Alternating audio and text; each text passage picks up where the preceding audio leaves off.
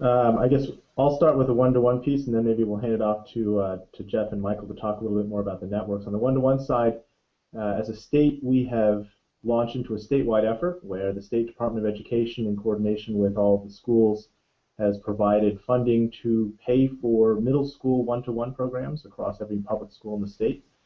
So every 7th and 8th grade student, all their teachers, administrators, uh, receive services from the State Department that include the device itself and warranty and support software.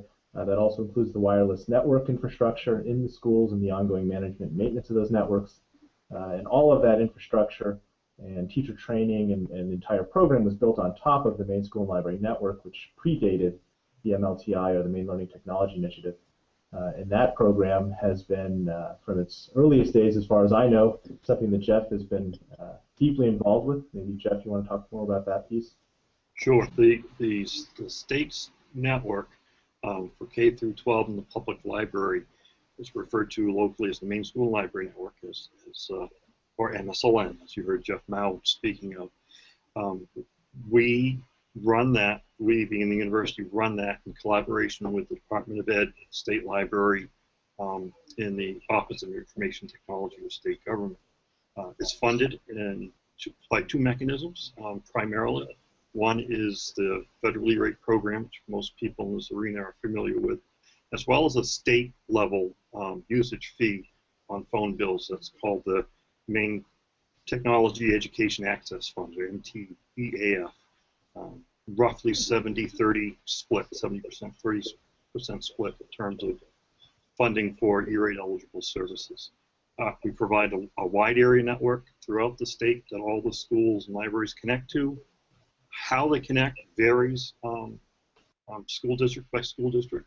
Michael's district, for example, has one connection to the state backbone, and he takes care of his inter-school connectivity. Others, we provide connectivity to each individual building.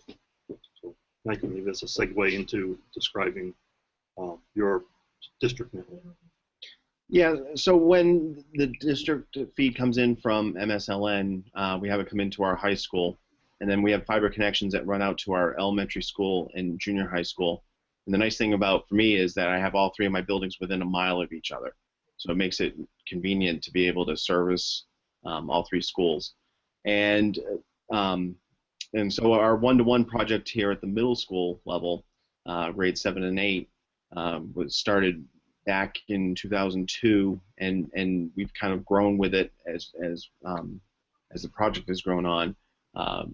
They expanded it to include high schools, but unfortunately, due to our funding mechanisms, we haven't been able to tweak our budgets enough to be able to fund one-to-one at the high school level.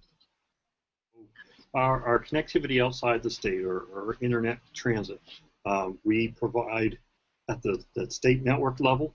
So all K through 20 research institutions, state government, share a pair of connections for commodity internet. One is down through Cambridge, Massachusetts, heading out of southern Maine, and the other one is out through New York, heading out western Maine for a bit of geographic diversity. Along with the commodity internet service, we also have a variety of CDN connections, both through content caches on net here in Maine, as well as private peering outside the state. The entire network is also able to leverage connectivity to Internet 2, this is the National Research and Education Network. And the levels of connectivity give you some sense where each one of those that I discussed, the Internet 2 and the commodities connections, are 10 gigabit circuits, and they vary in sense of how much traffic flows are contracted over those.